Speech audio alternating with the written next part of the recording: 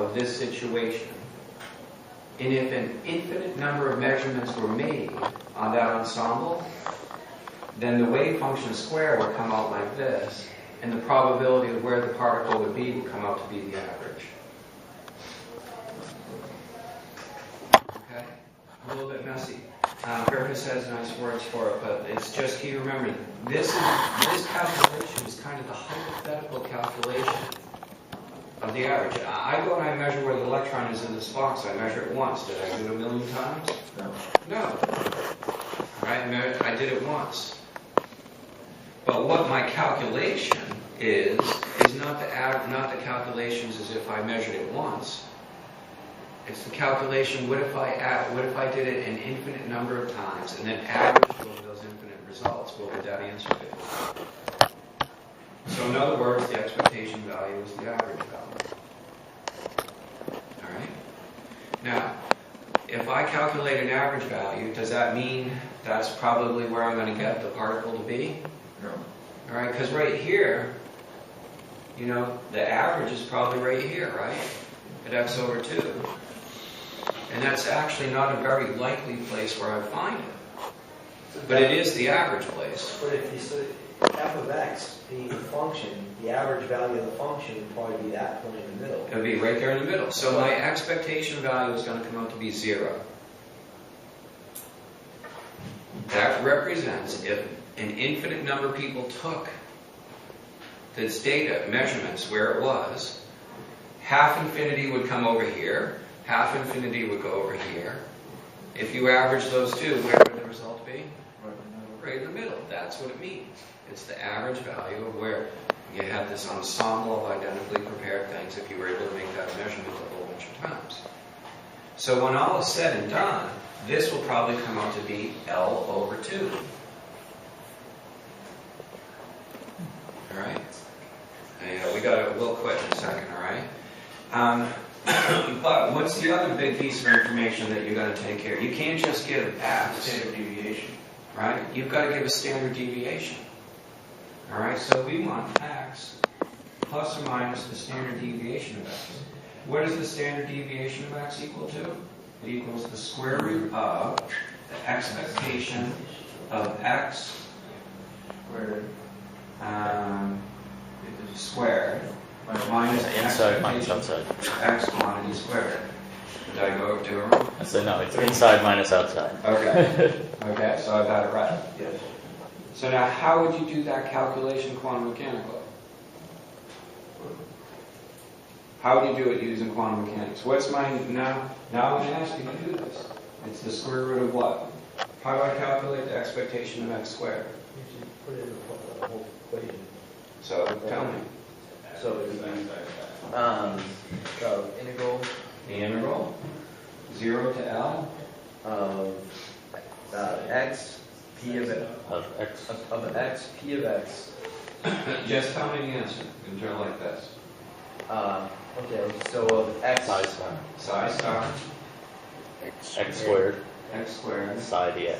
psi dx, minus, the integral we'll do parentheses, right? of psi star psi The integral, 0 to L 0 to L, psi star x psi dx. Quantity squared. Excuse me, guys. I'll go back. Everybody got it? So that's how you do quantum mechanics. Right? Now, it turns out that the operators that we need, we really don't need a whole lot more operators. If I want to know what is my expectation of energy, what is my operator? The energy operator. And what's the energy operator? Well, I can go and use the particle-like one, the p squared and b, but I could also use the wave one, IH partial with respect to t, right? What if I want to find out the expectation of the momentum? Okay, L, we've got to remember L, I want to calculate it. If I want to calculate the expectation value of L, then what I need is the integral from minus infinity to plus infinity psi, L operator psi dx. So what is the L operator equal to? Well, we have to remember that L equals R cross P.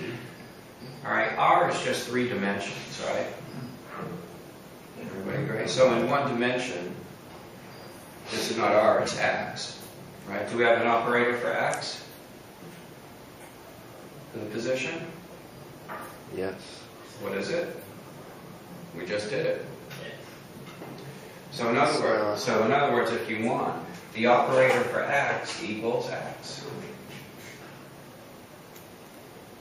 Right. All right.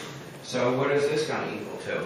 In 1 dimension, it's going to be X operator, which is X, cross. What's the momentum operator? Minus IH bar partial with respect to X. But in 1D, the cross product is only going to give you one direction. So the operator for L is X minus IH bar partial with respect to X. So where do you put that? You put that right in there. And what do you calculate? You calculate the expectation value from angular momentum. Okay, but let's make clear. If I do an experiment once, if I do this experiment once, what is the most likely answer that I'll get for where the particle is? You don't know. Most likely, I do know from this picture. The center of the... No. But probably the I have very little chance of actually Probably getting one measured piece. throw. So most likely I have L over 4 or 3/4 L. That's most likely where any one measurement will come out. Okay? But if I do an infinite number of measurements and average them, it's going to be L over 2. And then I have a standard deviation. Alright? So that's how quantum mechanics works, guys. So here's what so you've done some of the problems in homework in number 1. I've given you a couple of problems in class. I want you to now, so that you understand the idea of making continuous probabilities, is do example problem 1.1 in the book. Okay? It's not trivial. Alright? And I did it 2 different ways.